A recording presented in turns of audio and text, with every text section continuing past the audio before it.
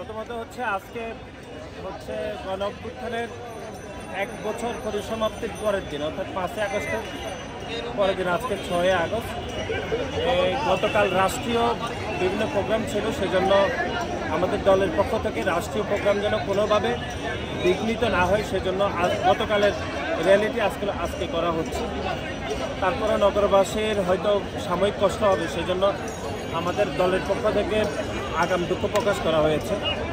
এখন আমরা মনে করি যে এই ছাত্র জনতার ঐতিহাসিক যে গণঅভ্যুত্থান, এই গণঅভ্যুত্থানের মাধ্যমে আগামী বাংলাদেশে যে একটা ইতিবাচক রাজনীতি শুরু হয়েছে, সেটি ভবিষ্যতে এর অগ্রযাত্রা হওয়া উচিত বলে আমরা মনে করি।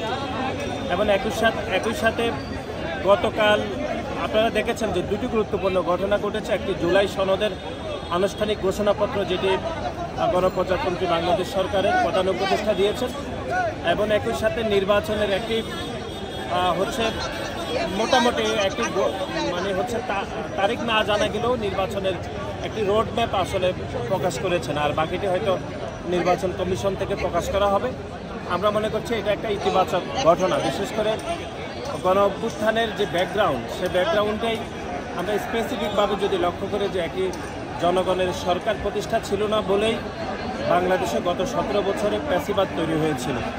সেই প্যাসিবাদের পতন হয়েছে এবং সময় এসেছে যে আমাদের একটি জনগণের সরকার প্রতিষ্ঠা করার।